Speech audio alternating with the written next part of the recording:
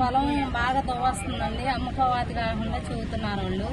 మాది మా ఆయన గారికి బాగోదు, కన్ను పోయింది, ఇడుసులు వస్తాయి. మేము అమ్ముకున్నామని బేరం పెడితే అమ్ముకొని ఇట్లేదండి. మేము ఇబ్బంది పెడుతున్నారండి మమ్మల్ని బాగా. అసలు అమ్ముకోవడానికి లేదని చెబుతున్నారండి. మేము అప్పులు చేస్తున్నామండి, మేము అప్పులు ఎక్కడ తీర్చుకోవాలండి, మేము ఏ రంగం తీర్చుకోవాలి ఎవరు చెప్పట్లేదండి. ఎక్కడన్నా పెట్టుకొని తెచ్చుకోవడానికి కూడా మీకు రేట్లు లేవండి, అమ్ముకోనికి లేదు అనే మాట మాట్లాడుతున్నారండి. మా పిల్ల పెళ్లికి వచ్చిందండి, అమ్మాయి మేము చేస్తేనే మా ఇల్లు గడవాలండి. ఎవరు అమ్ముకోనిట్లేదమ్మా? మైనింగ్ వాళ్ళండి, కసర్లోళ్ళు చెబుతున్నారండి అమ్మొద్దని. కిలోమీటర్ల దాకా అమ్మటానికి ఇల్లేదు, కొనటానికి ఇల్లేదు, ఫ్లాట్లు వేయటానికి ఇల్లేదని చెబుతున్నారండి. మరి మేము అమ్ముకోతే మేము ఎలా బతకాలండి? మేము అప్పులు చేస్తున్నాం, రైతు పొలం ఉందనేగా మేము బాకీలు చేసుకుందండి. అసలు పండిట్లా దువ్వొస్తుందండి. 2 ఎకరాలు అయితే 12 క్వింటాలు అయిందండి మొక్కజొన్న.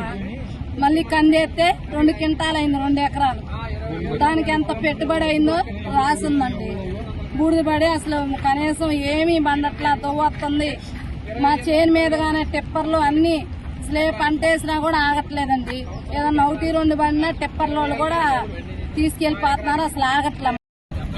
మేము ఇక్కడ సన్నకారు చిన్నకారు రైతులు అండి. గత 40 సంవత్సరాల నుంచి ఇక్కడ కోరేరు అన్నమాట వాస్తాం. కాకపోతే 40 సంవత్సరాల నాడు దిక్కుపాస్టింగ్ లేకుండా మామూలుగా బ్లాస్టింగ్ చేసి హ్యాండ్ చేతి ఖాతాలు పెంచుకొని కష్టం నేర్చుకునే వాళ్ళు. అప్పుడు మాకు పెద్ద ఇబ్బంది కలిగేది కాదండి. తర్వాత ఇప్పుడు మారి బోర్ బ్లాస్టింగ్ వచ్చేసి దాదాపు ఒక్కొక్క బ్లాస్టింగ్ 100 నుంచి 200 మీటర్లు అడుగులు డీప్లు పోయి బ్లాస్టింగ్ చేసి మా బోర్లు బూడిపోతున్నాయి. ఈ డస్ట్ వచ్చేసి ఈ కోరీల వల్ల పొల్యూషన్ డస్ట్ వచ్చేసి పొలాల్లో కూలీలు రాక నానా ఇబ్బంది పడతా. ఏదైనా పంట వేసినా కూడా ఈ డస్ట్ మూలాన పంటలేదు. ఈ పత్తి మిర్చి వేస్తే ఈ డస్ట్ మూలాన వాటిని రైతు వ్యాపారస్తులు ఎవరు కొనట్లేదు.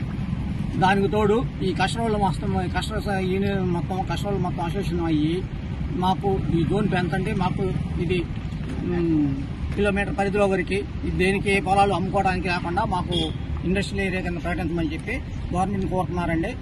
అట్లా కోరితే ఆ రేటుకి వాళ్ళ మార్కెట్ రేట్ ప్రకారం ఆ సెక్షన్ తీసుకొని మమ్మల్ని ఉద్ధరించమని చెప్పండి.